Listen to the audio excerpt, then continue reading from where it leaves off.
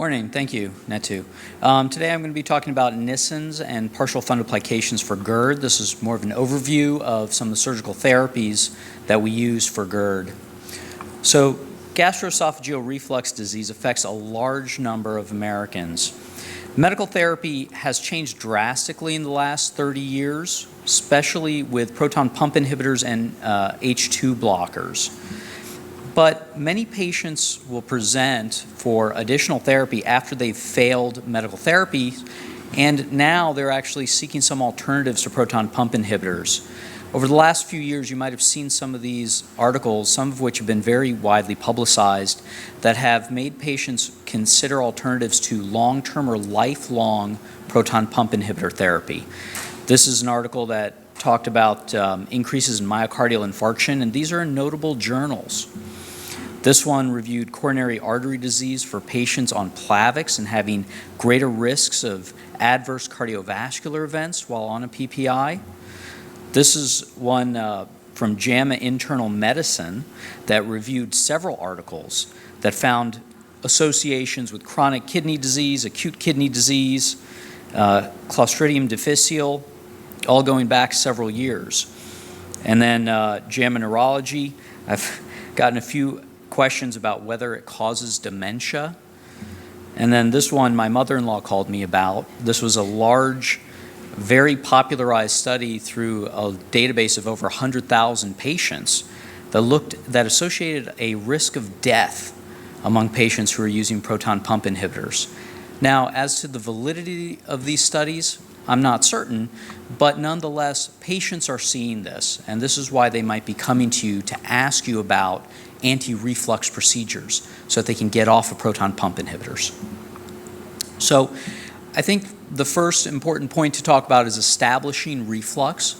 Is that actually what your patient has, and are you going to be able to help them? So the history is very important. There are typical symptoms, such as heartburn, that are associated with meals, and symptoms of regurgitation. Then there's some more atypical symptoms that can still be related to GERD, such as cough or globus sensation, or new and progressive lung disease that I think we're going to hear about a little bit later, such as adult asthma and pulmonary fibrosis.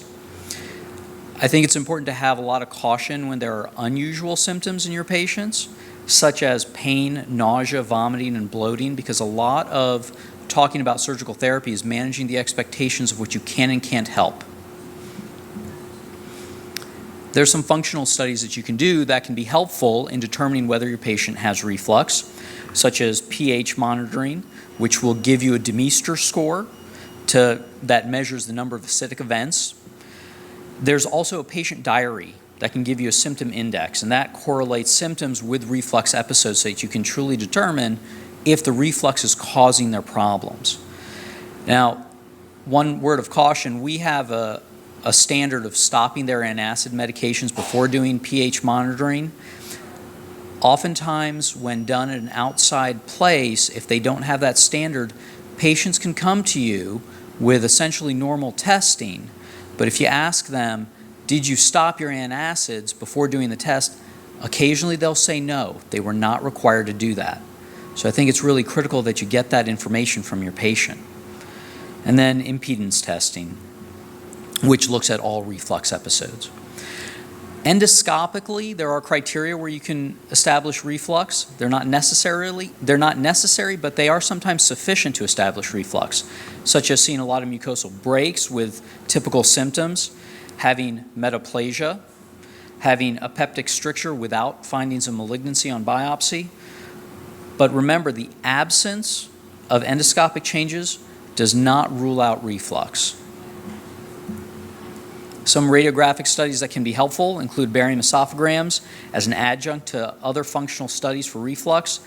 It's less sensitive and specific for reflux when compared to pH testing. Nonetheless, it gives you some unique understanding about esophageal function and can give you an idea about the height of reflux and the ability that the patient has to clear the barium or whatever acid might be coming up into their esophagus. It can also be important when considering surgical therapy to characterize the anatomy prior to considering surgery. Barium esophagram is very helpful in this regard. Gives you the location of the GE junction as well as whether there's a hiatal hernia or a stricture. And a CT scan can also be helpful. And then your endoscopic evaluation, which is why a lot of people will do this sometimes before performing surgery or offering surgery. Additional studies for GERD that can be helpful include high-resolution manometry, which I think we'll hear about a little bit later.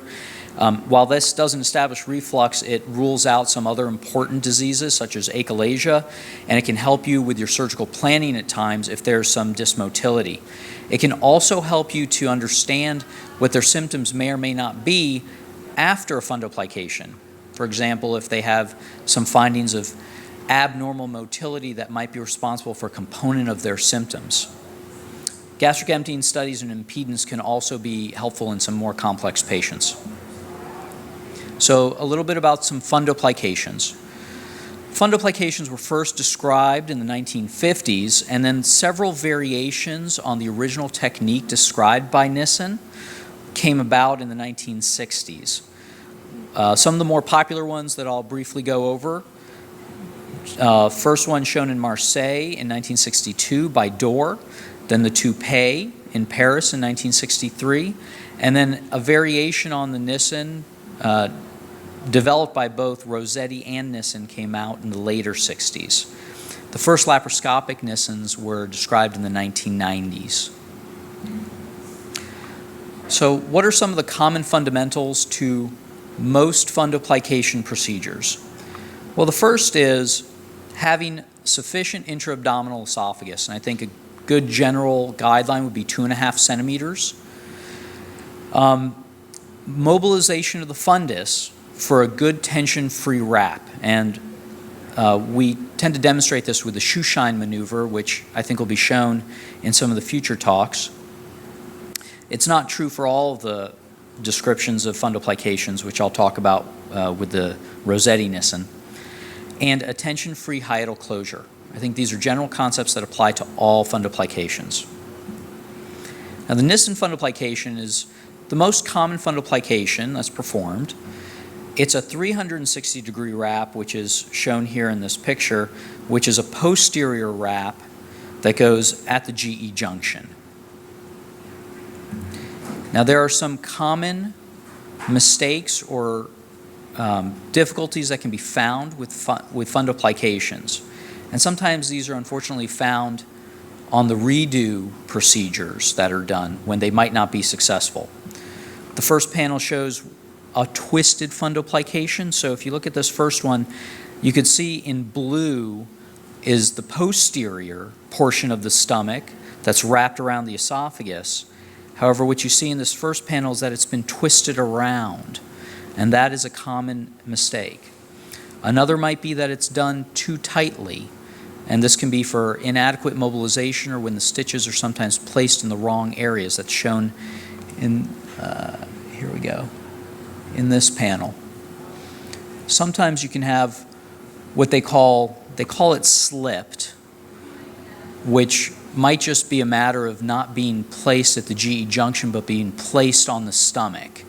And so it's hard to discern when this happens because it's usually found after the fact. But you can see here this is just a little bit lower than what we might usually find. And then you can, of course, have multiple problems, several of these issues. So partial wraps, I think, are dependent from practitioner to practitioner and should be tailored to the patient's needs based on their symptoms and the studies that you've had. So what are some indications for partial wraps? Well, some might think that an esophageal motility disorder might be an indication, and usually that would be poor clearance or lack of peristalsis, but that can be from patient to patient, and sometimes practitioners won't use that as an indication. Whether you're doing a myotomy during the procedure for achalasia, some people will do a partial wrap for that procedure. Patients who have severe aerophagia or regular vomiting, or if they're coming to you for a redo fundoplication after having had a Nissen where it might have not had an error, but they've just suffered from dysphagia from it. One of these partial fundoplications would be a door fundoplication, which is a 180-degree anterior wrap. This does still require full esophageal and fundic mobilization, but does not require as much of a posterior dissection nor the wrap to go posteriorly. A toupee fundoplication has some similarities to the Nissen fundoplication, but instead of a 360-degree wrap, it's a 270-degree posterior wrap. This also requires full esophageal and fundic mobilization. In the late 60s, there was a fundoplication developed by Marco Rossetti and Rudolf Nissen, which was described, and I've never seen this, I've never seen it being done either. I don't know if anybody here has done this or has seen this, but it's a 360-degree posterior wrap which only uses the anterior wall of the fundus that does not require mobilization of the greater curve. And I think this is very different from the other types of fundoplications that I've described, and I don't have a lot of experience with this, and I haven't seen many patients who've had this, but I don't think it's become the most popular type of fundoplication that's done. Now, a couple of studies that have been done to try to discern which type of wrap is ideal for your patients, and I'd have to say that while meta-analyses are good, I'll go through what their findings were, but really when these operations are done by a variety of surgeons without truly understanding the indications or the symptoms that the patients are having, I think it's difficult to draw a lot from meta-analyses. Nonetheless, these have been influential for some surgeons, but I think we still tend to recommend doing it on a patient-by-patient basis. So one of these meta-analyses looked at 11 randomized controlled trials and looked at total versus partial fundoplications. Some of these were done laparoscopically, some of them were done open. They were done over a 17-year period of time, so there was a lot of heterogeneity in the patients and the surgical techniques. It's compared anterior and posterior partial fundoplications versus total fundoplications or Nissen fundoplications. The data pooled all the partial wraps, which could have included anterior and posterior wraps, against Nissens. What they tended to find was the post-op dysphagia, bloating, flatulence were all higher with the Nissen fundoplications or complete fundoplications, but there were overall no differences in esophagitis, heartburn, or persistent acid reflux, and that there were significantly more reoperations in the total fundoplication group. And you could see how if somebody were to look at this study, you might think, wow, Nissen fundoplications might not be a good operation because it leads to more reoperations and more side effects. However, again, this is over a long period of time, many surgical techniques, and many surgeons. So I think this has to be taken with some caution. Another meta-analysis was comparing laparoscopic anterior 180-degree fundoplications, or the door fundoplications, versus Nissen fundoplication.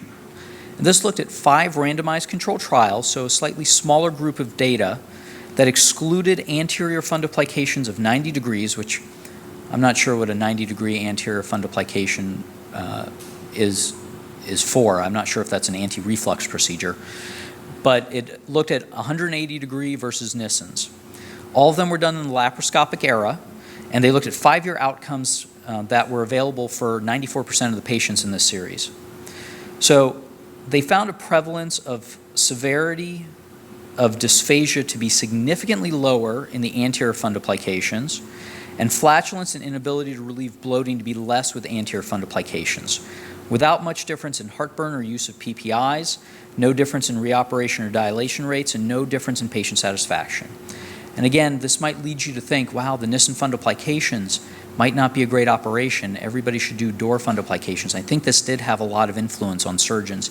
However, again, a heterogeneous group of patients and surgeons, so I think that it should be taken with caution.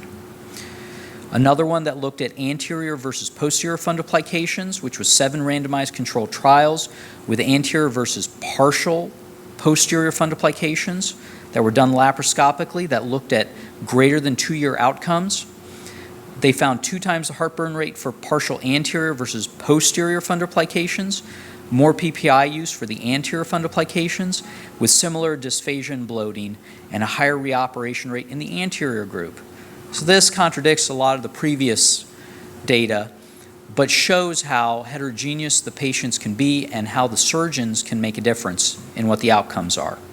And finally, looking at laparoscopic Nissens versus toupees, so a full posterior fundoplication versus a partial posterior fundoplication, which looked at 7 randomized controlled trials that were done laparoscopically with 1 year follow-up at least, and they found no differences in reflux, pathologic acid exposure, or esophagitis, with more gas bloat in the Nissen group, higher dysphagia and need for dilation in the Nissen group, and more reoperations in the Nissen group. Again, I think needs to be taken with some caution.